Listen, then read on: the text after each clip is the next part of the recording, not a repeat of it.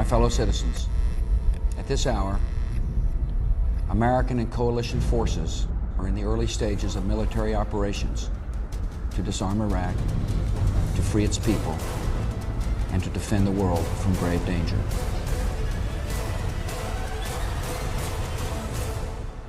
May God bless our country and all who defend her.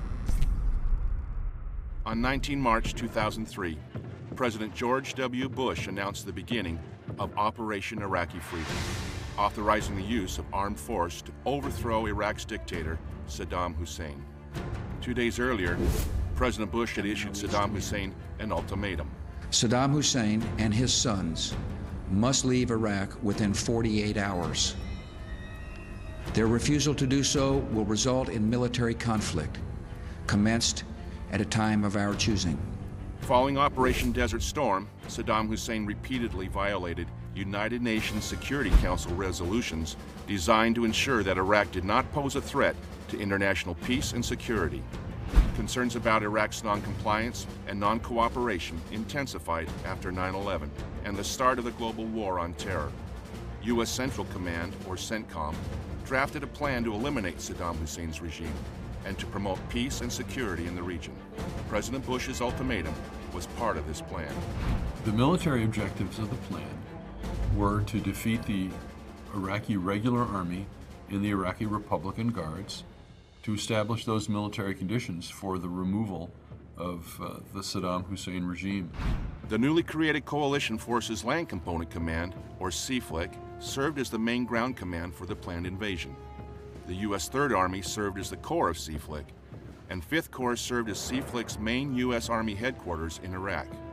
The 1st Marine Expeditionary Force, or MEF, also fell under CFLC and provided significant ground forces for the operation.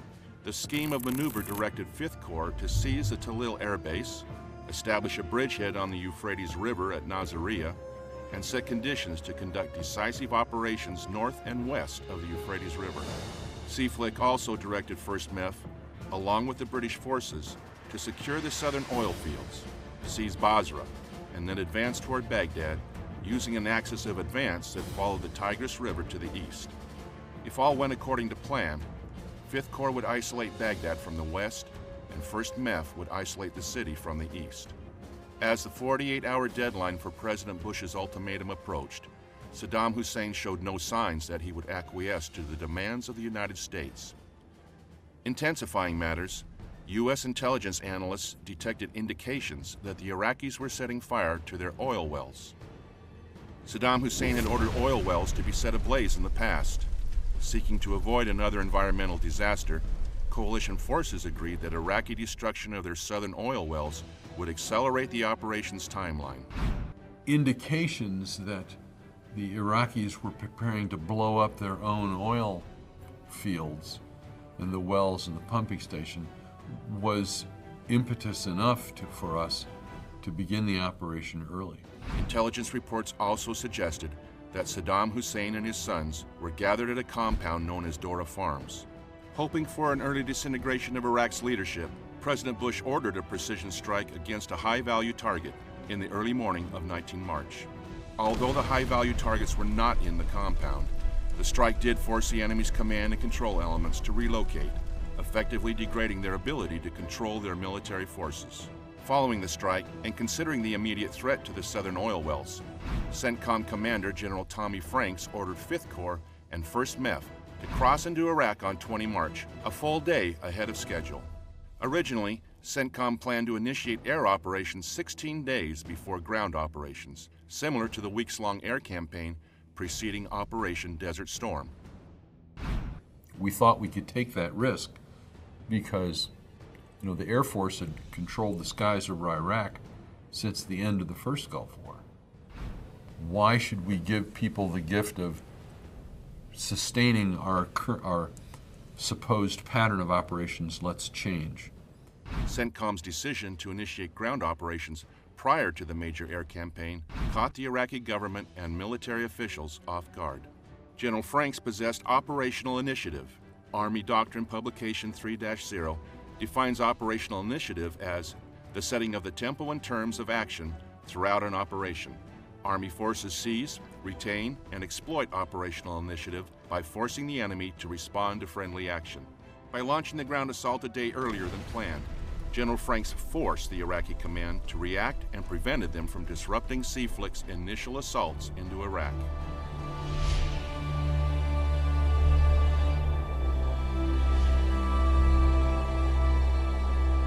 In the wake of Operation Desert Storm, the U.S. Army remained in Kuwait in an effort to restore the country and its people. The United States planned to promote long-term political, economic, and social stability in the region.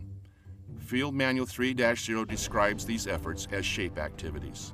SHAPE activities are executed continuously with the intent of enhancing international legitimacy and gaining multinational cooperation, while also providing U.S. forces with peacetime and contingency access.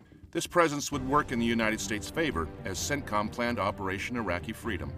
The 3rd Infantry Division, known as the Rock of the Marne, had been in Kuwait for training since mid-September 2002. Other units, such as the 1st MEF, 5th Corps Headquarters, and the 101st Airborne Division, arrived in Kuwait between January and March 2003. Veteran Ryan Coe from Task Force 164 Armor, 2nd Brigade Combat Team, 3rd ID, recalled the various training they performed in the fall and winter of 2002. We did a lot of small unit training initially, really focused on platoon level, soldier level skill sets. Once we were up to speed in terms of our soldier level skills, our tank level skills, our platoon level skills, our company level skill sets, really they started to move on to higher level exercises. In preparation for the invasion, 5th Corps held a theater level exercise which focused on the timetable and synchronization of the border breach operation. For the exercise, engineer battalions from 3rd ID constructed an exact replica of the 10-kilometer deep border complex known as the berm. The exercise verified that 5th Corps' ambitious plan, a nighttime breach of a massive border obstacle, was feasible, acceptable, distinguishable, suitable, and complete. It further helped the maneuver units understand the distance and speed they should expect to maintain during the actual operation. Army Doctrine Publication 6-0 explains the importance of rehearsals to command and control. Training and rehearsals also provide opportunities to foster teamwork. Team building is essential to achieving the effective teams required of mission command. Actions such as these enable subordinate commanders to act decisively in a degraded or uncertain environment. To breach the border obstacle, the operation required 3 major tasks. 1. Destroy the Iraqi forces' main defensive positions. 2. Clear and secure lanes through the berm. 3. Safely pass follow-on forces through these cleared lanes. 3rd ID received the invasion order on 18 March 2003, and units moved into attack positions approximately 5 kilometers from the border. The next day, in coordination with Kuwaiti Armed Forces, 3rd ID began conducting breaches into the massive berm. With conditions set to pass through the berm, artillery fire engaged targets within Iraq. It was dark out, and I don't remember the exact time, but it was like a little before midnight on the 20th, we started firing the preparations fire. And for the cannon battalions in 3rd Infantry Division, that was really shooting the individual guard towers, the Iraqi guard towers, and kind of shooting smoke so that the engineers can move up and breach the wire mine obstacles. That night, rocket fires from 1st Battalion, 39th Field Artillery Regiment, MLRS, delivered 63 strikes into Iraq, shaping the battlefield by destroying critical command and control nodes and enemy headquarters. After completing their difficult night breach of the obstacle, lead elements of 3rd ID started through the lanes.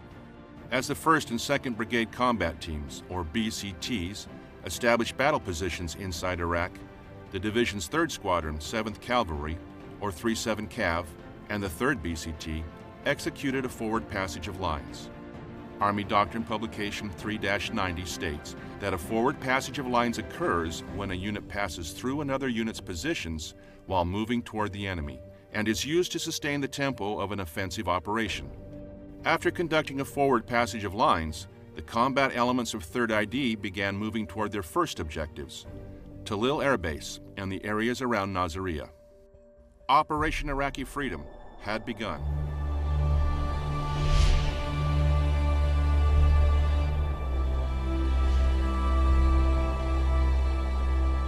The Iraqi army was deployed to meet the imminent invasion. Iraqi commanders planned to conduct a defense in depth, using the southern oil fields as sanctuaries. They also intended to form an impenetrable defense around the capital. Pentagon officials dubbed this defensive zone the Red Line, an area inside which they believed the Iraqis were most likely to employ chemical and biological weapons. Of all the Iraqi units, only the Special Republican Guard would be allowed inside the city in order to discourage a coup against Saddam Hussein. Beginning at Basra in the south, the Iraqi units were echeloned along Highway 6 and the Tigris River. The 51st Division, supported by armor units, was deployed south of Zubair. The 6th Armored Division defended just north of Basra. The 18th Infantry Division was located in Gurna. The 14th Infantry Division, along with the 10th Armored Division, was deployed between Gurna and Amara. The 11th Infantry Division defended the area around Nasiriyah. On the evening of 19 March, Iraqi forces were in position to defend the Tigris-Euphrates River Valley with these 6 divisions.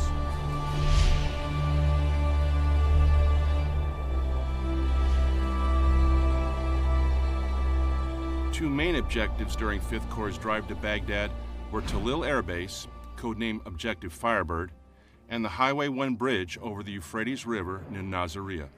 5th Corps' operation orders directed that 3rd ID, commanded by Major General Buford Blunt III, seize these objectives on the division's advance north. Major General Blunt tasked 3rd BCT to seize the airfield and neutralize the 11th ID in the area. Successfully securing this airfield meant CFLIC could establish a logistics support area, or LSA, and use it to provide close air support for forces attacking toward Baghdad. Major General Blunt also tasked the 3rd BCT to seize the Highway 1 bridge over the Euphrates River, codenamed Objective Clay. If they seized this bridge, 3rd ID could use Highway 1 as the main supply route for the advance. 3rd BCT executed the plan by employing the combined arms of maneuver, fires, and attack aviation. Army Doctrine Publication 3-0 explains that combined arms is a synchronized and simultaneous application of all elements of combat power that together achieve an effect greater than if each element was used separately or sequentially. For the attack, Task Force 130th Infantry advanced from the south, and Task Force 115 Infantry moved to a blocking position northeast of the objective. 3rd ID provided air support from their 4th Brigade's attack aviation. Following artillery and attack aviation strikes, and concealed by artillery-fired smoke, Task Force 130th Infantry quickly seized Objective Firebird against minimal resistance. Within days, Air Force, Army, Marine, and British engineers built revetments and refueling points for aircraft. Convoys of C-130 airlifters then transported equipment and materials to the base. Soon, A-10s began operating out of the airfield. With Talil Air Base secured, 5th Corps continued their rapid advance north. While Task Force 130th Infantry secured Talil Air Base, Task Force 269 Armor seized Objective Clay and secured the route across the Euphrates River. Concurrently, Task Force 115 Infantry occupied Objective Liberty, suffering only 1 soldier wounded in action. Having successfully secured their objectives and set blocking positions between Highway 1 and Nasiriyah, the 3rd BCT then transferred control of the bridge to the 1st MEF and moved out to prepare the lines of communication. In order to maintain operational tempo during the drive to Baghdad, CFLIC Commander Lieutenant General David D. McKiernan ordered 5th Corps to bypass urban areas. Army Doctrine Publication 3-0 warns that close combat is most often linked to difficult terrain, where enemies seek to negate friendly advantages in technology and weapon capabilities. Urban terrain represents one of the most likely close combat challenges. Commanders often try to ensure urban operations do not interrupt critical timelines, unnecessarily slow tempo, or delay the overall operation. We wanted to avoid a prolonged series of street battles. How we were going to do that was we determined that en route we were going to have to take the risk and bypass a number of the smaller cities en route to Baghdad. Another concern with regard to urban areas was that the lines of communication would have to pass along the edge of the enemy-held cities. The proximity of these roads to the southern cities generated some risk to sustainment units. Field Manual 3-0 states, supplies and material should remain close to the maneuver force to ensure short response times for supplies and services. In the case of 5th Corps' invasion of Iraq, across hundreds of kilometers of desert, this was particularly important. Moving those big trucks underweight in the sand of the desert.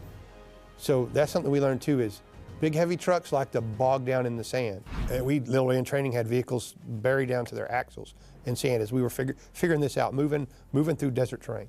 So even though Lieutenant General Wallace would have preferred to bypass cities, the lines of communication had to remain close enough to be useful to the maneuver units they supported.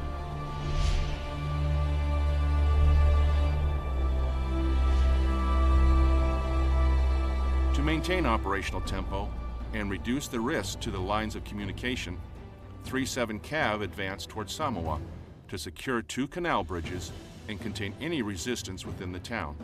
The plan directed 3-7 Cav to move through the town, cross the Euphrates River, then head north along Highways 1 and 8 toward Baghdad.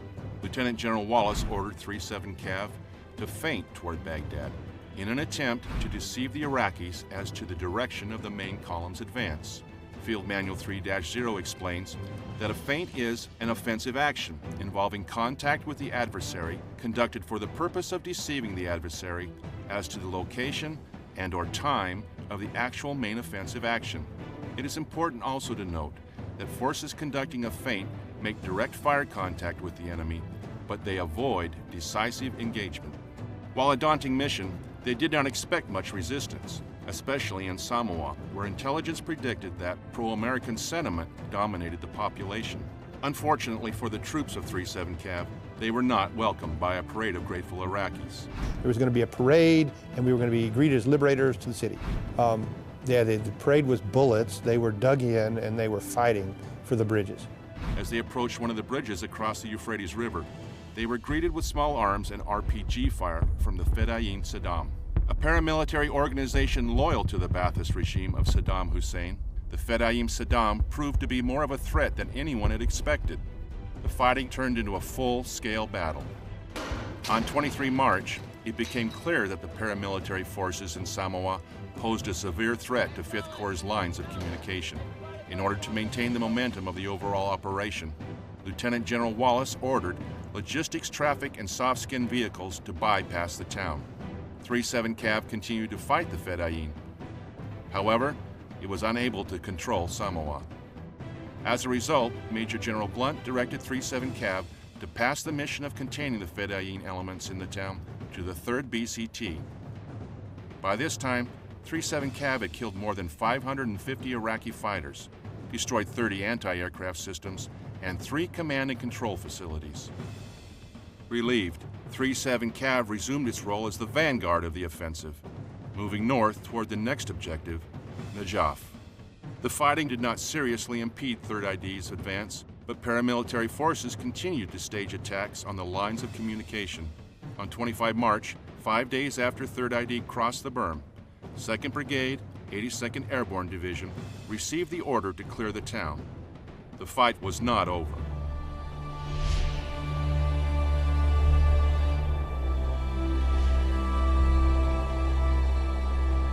While 3rd BCT secured Samoa, the scheme of maneuver required that 3rd ID's 1st and 2nd BCTs move north to establish a forward arming and refueling point, or FARP, at Objective Rams southwest of Najaf.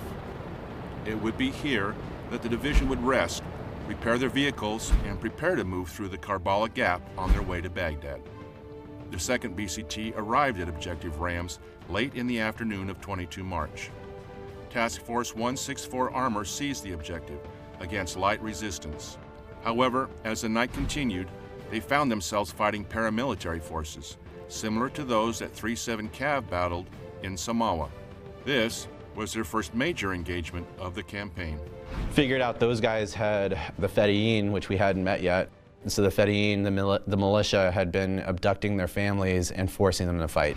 What was supposed to be a maintenance stop for the unit and FARP for an upcoming attack into the deep area, instead became a 72-hour fight between the 2nd BCT and paramilitary Iraqi forces. This unexpected delay had consequences for other units in the area and proved to the soldiers involved how important maintenance and rest was in combat.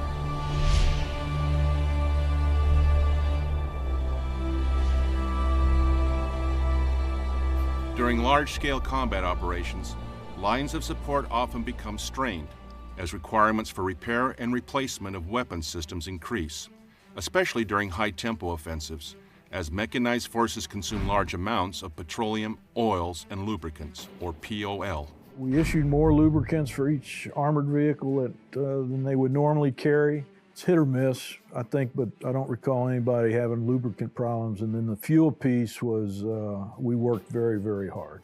Class 9, our biggest problem was if we had it, fine, it was on hand. If we didn't, it was back in Kuwait. And the problem was getting it forward. And by the time we got to Baghdad, we were really hurting on some key components. We knew 3rd Brigade and 2nd Brigade's track on their tanks and Bradleys had exceeded the mileage recommendations. The track was in good shape generally, but once you put another 500 kilometers on it, was absolutely worn out. We were running on short tracks without road wheel arms in some cases, without road wheels in some cases. So it was we couldn't have gone another 100 or 200 kilometers. We were about spent. Sustaining 5th Corps' offensive deeper into Iraq required lengthening its lines of communication and managing an ever-lengthening logistics tail. According to Army Doctrine Publication 4-0, widely dispersed forces, longer lines of communication, and congested road networks increase stress on transportation systems. To mitigate this, units conduct movement control by coordinating and directing movements on main supply routes or alternate supply routes, and regulating movement on line of communications to prevent conflict and congestion. Commanders expedite traffic on main supply routes through the use of special circulation control measures, such as temporary route signing, checkpoints, holding areas, and traffic control posts. These points are a particularly important circulation control measure during large-scale combat operations, and commanders position them along a route to prevent congestion and confusion. Despite these control measures, fog and friction can intervene. On 23 March, an element of the 507th Maintenance Company, with 33 wheeled vehicles and 64 soldiers, mistakenly entered Nasiriyah. Instead of traveling along the designated route, the 507th missed a traffic control point and drove into the city. In the process of returning to the correct route, Iraqi paramilitary forces ambushed the convoy, killing 11 and wounding 9. 7 of the 9 wounded were captured. The captured soldiers were ultimately rescued, and the ambush of the 507th demonstrated the need for realistic live-fire training for combat support units.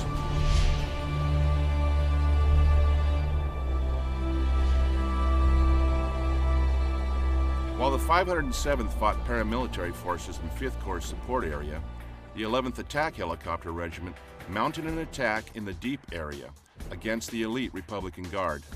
Army doctrine describes the Deep area as the portion of the commander's area of operations, in which the commander sets the conditions for future success in close combat. Operations in the Deep area involve efforts to prevent uncommitted or out-of-contact enemy maneuver forces from being committed in a coherent manner or in preventing enemy enabling capabilities, such as fires and air defense, from creating effects in the close area. 5th Corps planned for the 11th Attack Helicopter Regiment, composed largely of AH-64 Apache helicopters, to conduct an attack into the Karbala Gap, a key strip of narrow land on the route to Baghdad. The attack was to serve as a shaping operation intended to destroy the artillery and armor forces of the Republican Guard's 2nd Al-Medina Armored Division. 3rd ID's faster-than-expected advance toward the gap prompted Lieutenant General Wallace to order the attack a day earlier than planned. Inadequate planning and preparation puts a force at risk, but so does delaying action while waiting for perfect intelligence and synchronization. Army Doctrine Publication 6-0 emphasizes that commanders need to balance the tension between protecting the force and accepting and managing risks that must be taken to accomplish their mission. However, effective commanders must often adopt a satisfactory course of action with acceptable risk as quickly as possible. Accepting the risk presented by the delays, 2 of the 3 units, the 66 Cav and the 1st of the 227th, took off on the evening of 23 March and headed toward the Karbala Gap. The Apache pilots soon found that their flight paths were not as safe as their maps depicted. The maps available showed the route traversing only desert, but they were, in actuality, flying over large areas of urban sprawl. To protect these urban areas from aerial attack, the Iraqis had devised several low-tech yet effective means of defense. First, they launched their anti-aircraft missiles without radar guidance and set them to explode at high altitudes. Second, they had developed an unorthodox method of communicating aircraft movements by posting spotters along suspected flight routes with cell phones. Third, Iraqi engineers had established remote controls for each town's power supply, allowing them to turn off the lights in various neighborhoods with one switch. When the lights were switched on, they silhouetted the helicopters, making them easier targets for enemy fire. Due to the damage inflicted by heavy anti-aircraft fire, very few aircraft made it to their objectives. On their return, the regiment found that 30 out of the 31 aircraft were damaged by ground fire. One Apache had been forced to land, and both pilots were captured. 22 days later, Marines successfully rescued the pilots. In spite of this setback, Operation Iraqi Freedom was going well. Coalition commanders had successfully maintained a rapid operational tempo since crossing the berm 3 days earlier. Moreover, the outcomes of the initial operations led to courses of action that enabled follow-on forces to be successful during the rest of Operation Iraqi Freedom. However, 5th Corps was soon forced to halt their rapid advance.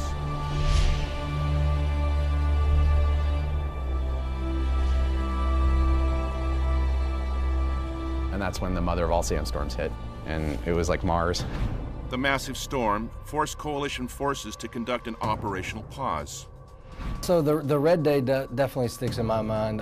When the sandstorm came in, couldn't see anything. You couldn't even see 5 feet in front of your face. So at that point, we were all kind of a little worried because we didn't know if the enemy, since that is their terrain, we didn't know if they could sneak up on us and attack us without us seeing them. 5th Corps exploited the pause by conducting sustainment activities earlier in the operation than planned. Sustainment activities that 5th Corps facilitated during the sandstorm included resupply, vehicle maintenance, and much-needed rest for its soldiers. Lieutenant General Wallace had already anticipated the need to slow the 5th Corps' rapid movement in order to resupply and prepare before attacking through the Karbala Gap on their way to Baghdad. The sandstorm actually assisted with this requirement by allowing logistics units to catch up with the fast-moving mechanized forces. The pause also provided time for the affected echelons to get much-needed rest after several days of continuous offensive operations. It was all about speed. So after the first few nights, I don't think any of us had slept. I definitely hadn't slept. I don't think I ate for the first few days. The operational pause worked in 5th Corps' favor. The earlier-than-planned sustainment operations increased 5th Corps' operational reach, ensured its freedom of action, and prolonged its endurance as it prepared to move through the Karbala Gap.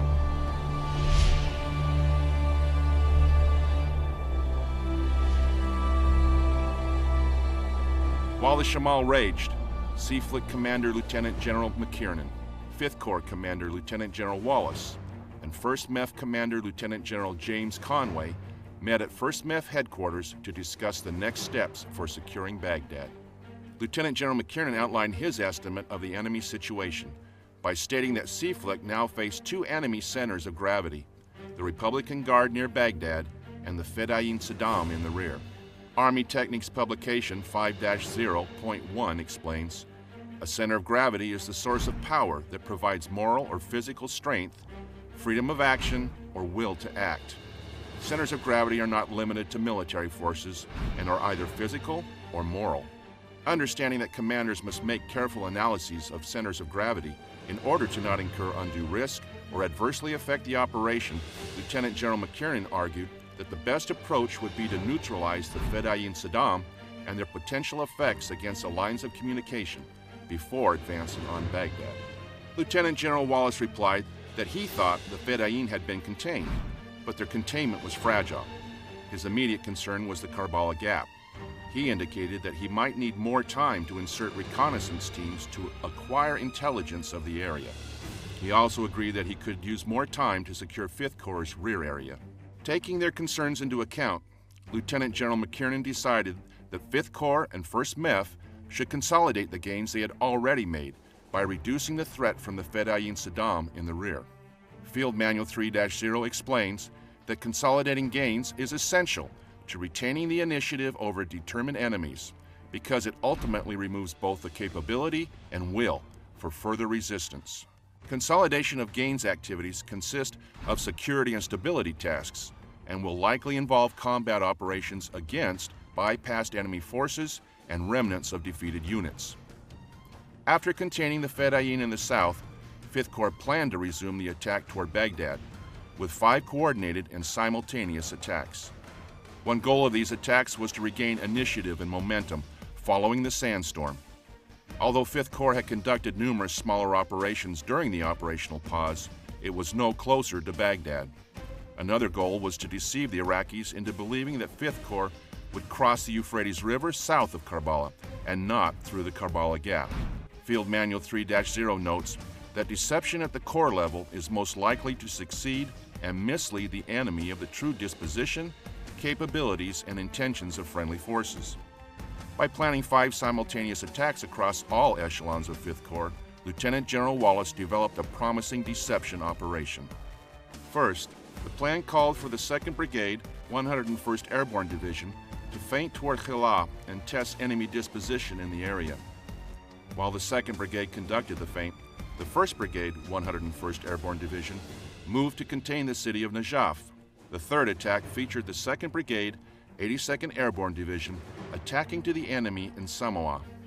While ground forces worked to contain enemy forces in Samoa, Najaf, and Khila, an attack helicopter battalion from the 101st attacked an Iraqi army post southwest of Karbala. 2nd BCT, 3rd ID, would perform the 5th and final attack, a reconnaissance in zone toward the town of Hindaya. This action was a directed effort to obtain detailed information on the route, obstacles, terrain, and enemy forces near the Euphrates River. According to the plan, all 5 attacks were to begin at 0300 on 31 March. In reality, some of them were already in progress. The 2nd Brigade, 82nd Airborne Division, augmented by 1st Battalion, 41st Infantry Regiment, a mechanized battalion from the 1st Armored Division, arrived near Samoa on 28 March. 2 days later, on 30 March, they began probing missions to determine enemy strength in the area. As the paratroopers from the 82nd Airborne engaged the enemy in Samoa, the 1st Brigade, 101st Airborne conducted attacks to contain the city of Najaf.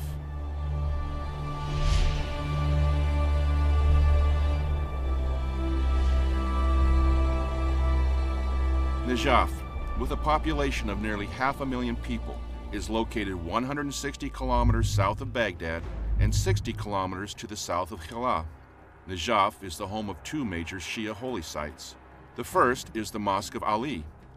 The other is the Wadi al-Salam, which is one of the largest cemeteries in the Muslim world. Coalition commanders planned to bypass the major cities along the route to Baghdad. However, as U.S. forces approached Najaf, paramilitary forces streamed out of the city to attack elements of the 3rd ID as they advanced north. These attacks threatened to slow 5th Corps' advance and posed a severe threat to the lines of communication.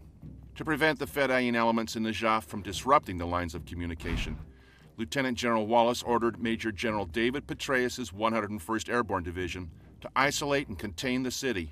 Major General Petraeus, in turn, gave the mission to his 1st Brigade. 2nd Battalion, 327th Infantry, commanded by Lieutenant Colonel Chris Hughes, was one of the first elements in the city.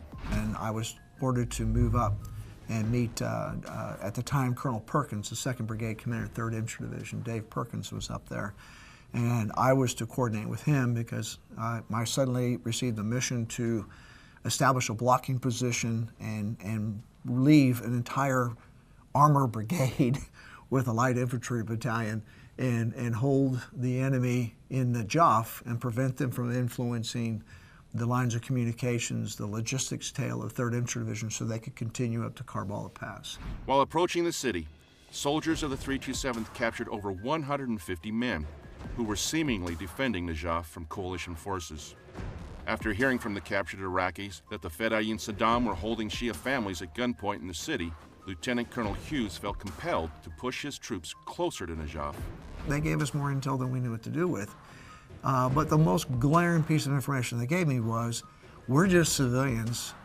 The Iraqi Republican Guard and the Fedayeen are up there, and they have our families in the square, and they're holding them at gunpoint. They're handing us a pistol and say, go meet the infidels, the American dogs, or we'll kill your family. And if you're killed, we'll take care of your family. I had to pass that piece of information back to Colonel Hodges. Ben Hodges was the brigade commander at that time. I know it proliferated very quickly because right on the heels of that information, it was take the city of Najaf, which was never the intent. During the assault, Lieutenant Colonel Hughes relied on the information provided by a free Iraqi fighter and native of Najaf, Karim al-Waili, who was coincidentally assigned to Lieutenant Colonel Hughes and the 327th. Al-Waili was an Iraqi exile recruited and trained by the United States to help Army commanders during the invasion. The Battle of Najaf went on for about 3.5 hours. The battle probably could have gone on a little bit longer, but not much. But it stopped because of a very significant event, which was, again, Karim al-Waili, the free Iraqi fighter, his hometown, comes up to me. As you can imagine how busy we were, because this was all line of sight. There's no drones, there's no nothing, it's just line of sight.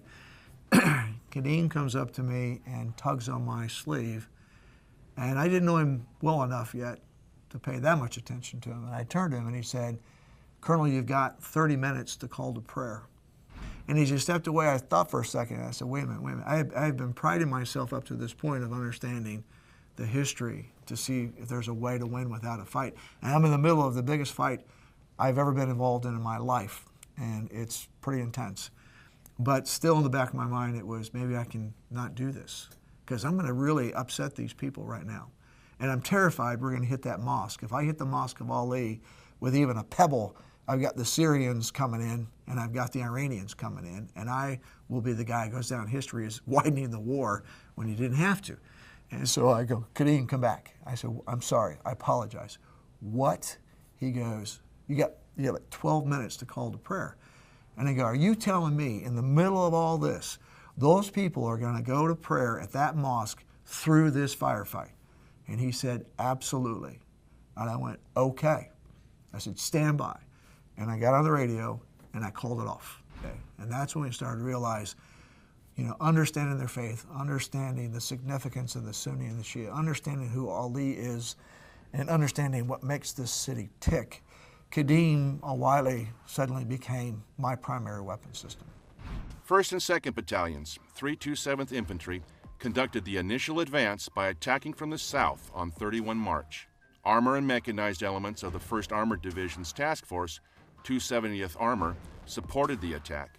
Relying on the intelligence received from reconnaissance assets inside the city, elements of 1st Brigade conducted raids against these designated targets and drove deep into Najaf. According to Field Manual 3-0, a raid is a form of attack to temporarily seize an area in order to secure information, confuse an enemy, capture personnel or equipment, or in the case of Najaf, destroy enemy capabilities. Raids are usually small and involve battalion-sized or smaller forces.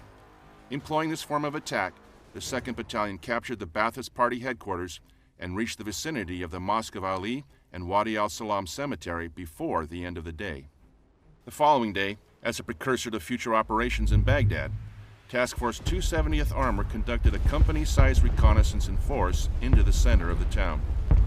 Field Manual 3-0 explains that a reconnaissance in force is a deliberate combat operation designed to discover or test the enemy's strength, dispositions, and reactions, or to obtain other information.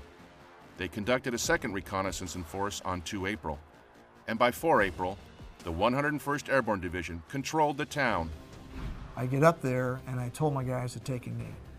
And I'm telling them to smile, and I'm forcing a smile, and I'm absolutely convinced that there's crosshairs on me and somebody's about to shoot me, but they're trying to figure out why is this crazy guy smiling, because that's not what we expected, and we don't advance. And so I told them to get up and turn their backs and walk away, just walk away. And they did. I love those kids. They did. And it gave me enough of a break because the crowd froze. It was like, what did they just do? You could just see the absolute confusion on their faces. And it's like, it's working. Keep going, keep going, keep going. Get as much space between us and them as we can. We got about a half a block, and the guys kept going. I went back out in the middle because they'd seen me telling everybody what to do, and I did this twice. The 101st had also been tasked with conducting a feint toward the city of Khala. To support the feint, Major General Petraeus committed enough forces to convince Iraqi commanders that it was a legitimate attack. He reinforced his 2nd Brigade with an AH-64 Apache attack helicopter battalion and an artillery battalion. The brigade also received 2 combined arms companies from Task Force 270th Armor. The attack began on the morning of 31 March, with the mechanized companies from Task Force 270th Armor in the lead and heading north on a 4-lane highway. Among the enemy troops captured during the feint were soldiers of the Republican Guard's Nebuchadnezzar Mechanized Division. This discovery came as a surprise, since CENTCOM intelligence had the division positioned north of Baghdad. Apparently, it had relocated undetected south of the capital. As 2nd Brigade 101st approached the southern edge of Khala, the brigade commander ended the operation and withdrew. The feint succeeded, convincing the Iraqi commanders that the 5th Corps' main effort was coming from that direction. 5th Corps also tasked the AH-64s of the 101st Airborne to conduct reconnaissance in an area south of Bar Akhmil Lake, northwest of the main effort. This was the 4th action, and its intent was to determine if there were any sizable Iraqi forces in the area. The Apache pilots' 2-day effort revealed that there were no major Iraqi forces, but they did successfully destroy a number of anti-aircraft guns and a large ammunition supply depot.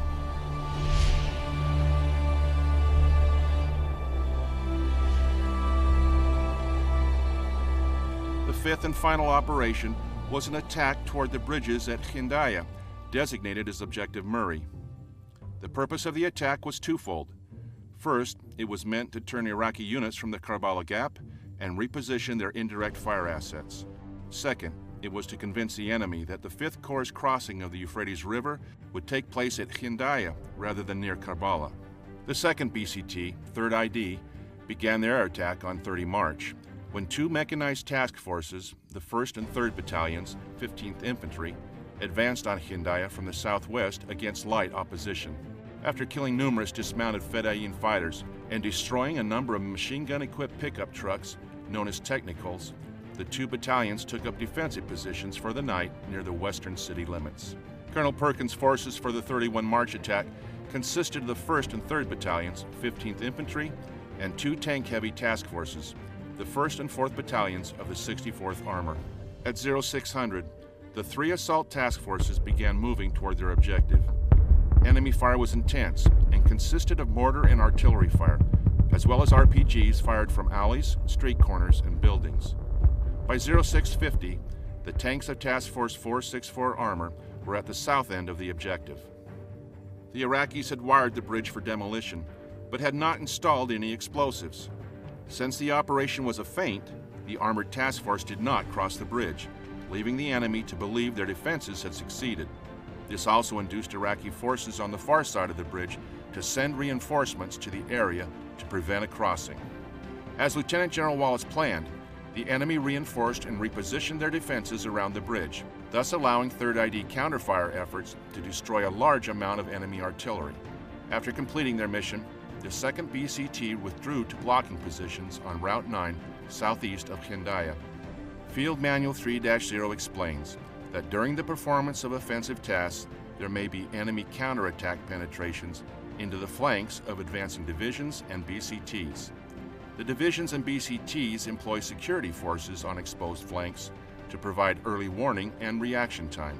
Blocking positions also serve to counter possible enemy counterattacks, to prevent an enemy from leaving an area, or to deny an enemy terrain. In the case of the 2nd BCT, the blocking positions were also designed to deceive the Iraqis into expecting another attack, as well as support the rest of the division's operations for the attack on the Karbala Gap.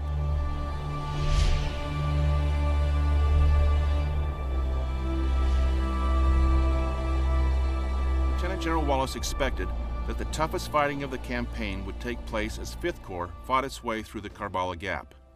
The gap is a natural choke point and thus could be easily defendable. However, it provided the fastest avenue of approach to Baghdad. The name Karbala Gap is almost a misnomer, sounding more like a pass through the mountains instead of what it really is, a narrow swath of farmland situated between the Euphrates River and Bar al-Milch Lake. Maps available to 5th Corps made the area appear easily traversable, when in reality, irrigation ditches, canals, and soft fields crisscross the area, creating an effective deterrent against armored movement.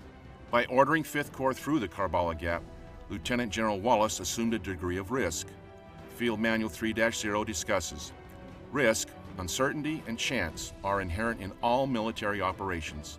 Operational art balances risk and opportunity to create and maintain the conditions necessary to seize, retain, and exploit the initiative and achieve decisive results. Wallace understood that the Iraqis recognized the importance of the gap, but believed that pushing through it allowed ground forces to retain the initiative as they closed on Baghdad. The 2nd Republican Guard Corps defended the Karbala Gap. In support, they had only Karbala's militia forces on the eastern side of the gap and what remained of the Republican Guard's Medina Division to the north and west of it. According to plan, the 3rd BCT would lead the attack and isolate the eastern half of the city. The 1st BCT would follow, isolate the western half, and seize bridges on Highway 28 and a dam west of Karbala. Once through the gap, 3-7 Cav would screen to the northwest to protect 3rd ID's left flank. The 1st BCT would then fight its way through Objective Chargers, a former Iraqi Army training ground, and continue 30 kilometers farther north to secure the vital Al-Qaeda Bridge, codename Objective Peach. Once Objective Peach was secured, the 2nd BCT would then depart from Objective Murray, pass through the 1st BCT at Objective Peach, and attack to secure the junction of Highways 1 and 8, located about 15 kilometers south of Baghdad. The 3rd BCT would remain in Karbala to secure it until relieved by the 101st Airborne. At midnight on 1 April, 3rd ID launched the attack on the gap by sending the 3rd BCT to isolate the eastern portion of Karbala as planned.